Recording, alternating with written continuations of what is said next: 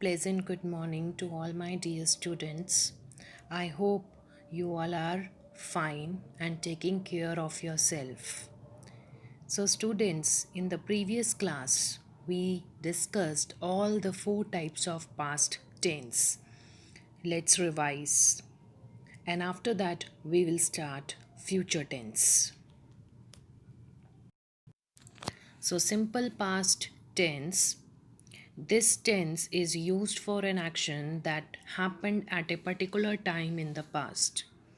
And the sentence structure for simple past tense is subject plus second form of the verb plus object. Then, how to convert affirmative sentence into negative and interrogative sentence. As I told you, when there is no helping verb, use of do, does, and did come into play.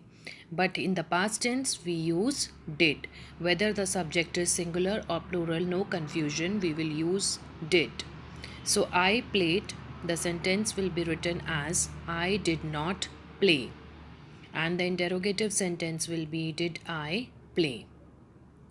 Next is past continuous tense.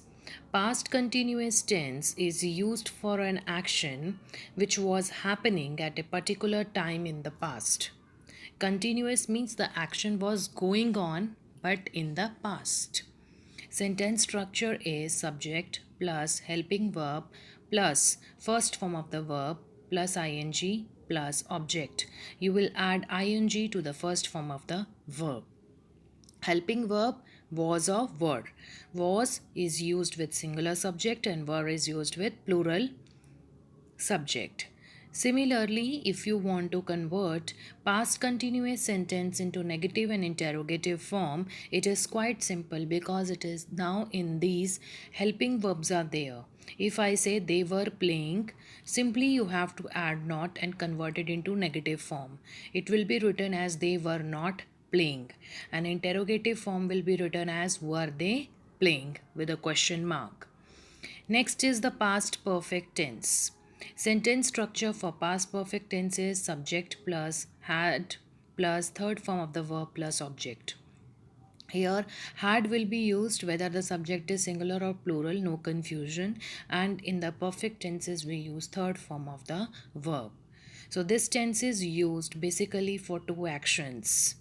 Now, it is used to express an action that was completed before another action started in the past, but both the action were completed. And with the second action, we use simple past tense. As I had given you the example also, that when I got home, my mother, I found that my mother had finished her cooking. My mother had finished her cooking. Both the actions were completed, but my mother was earlier, she was cooking. After that, I reached home, right? So, with the first action, we use past perfect tense, and with the second action, we use simple past tense. Similarly, if you want to convert it into negative and interrogative form, you have to add not here because helping verb is there.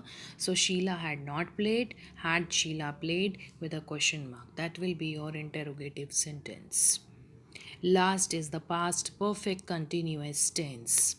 Past perfect continuous tense is used for an action that begin in the past but continued to up to that point.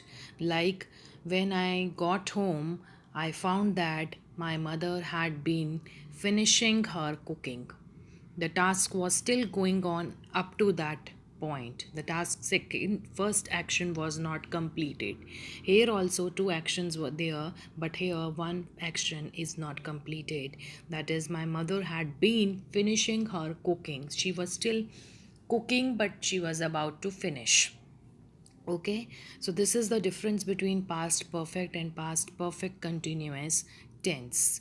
Sentence structure for past perfect continuous tense is subject plus had plus been plus first form of the verb and object. Clear? Every first form of the object plus ing plus object. So I hope past tense is clear to everyone.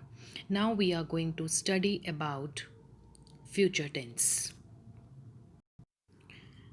So, chapter 17, now we are going to start where we are going to discuss all the four types of future tense.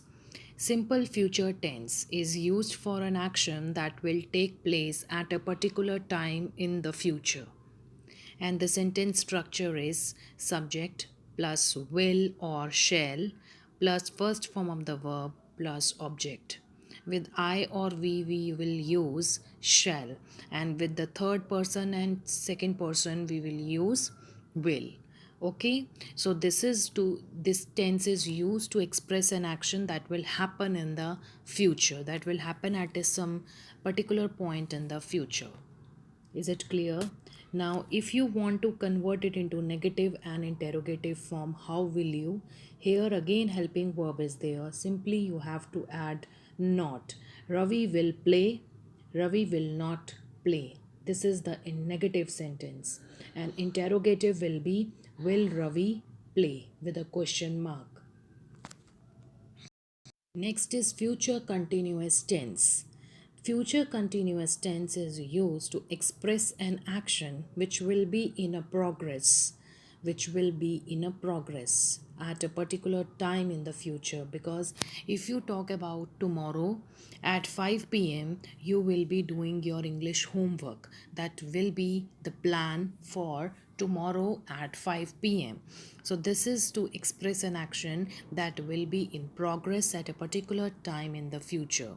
Sentence structure for future continuous tense will be subject plus will or shall plus be plus first form of the verb plus ing because continuous tense is there plus object.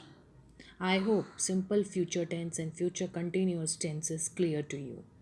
Now, students, take out your books.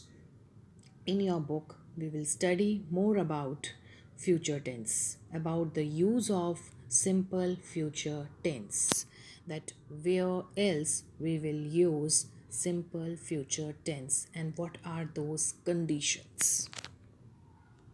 Rest of the two tenses of the future we will discuss in the next class.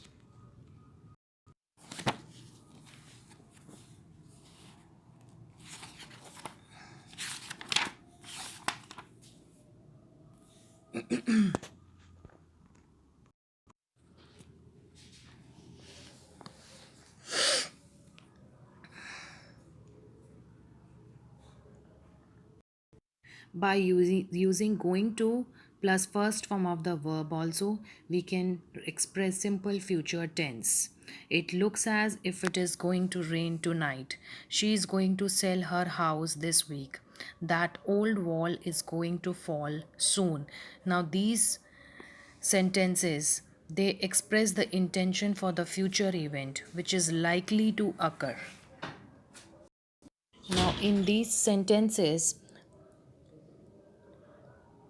these are expressing the future sentence that are less concerned with simple prediction but with the intentions, plans, or arrangements. That it is going to rain tonight, she is going to sell her house, and that wall is going to fall soon. So, all these are the intentions, plans, and arrangement rather than predictions. So, with this, use of simple future tense is completed. Try to solve exercise 1 and exercise 2 on your own and then match the answers from the solution key. Same with the chapter 16, exercise 6, 7, and 8. Match the answers, solve the exercise on your own and then match the answers with the solution key. That's all for today. Have a nice day.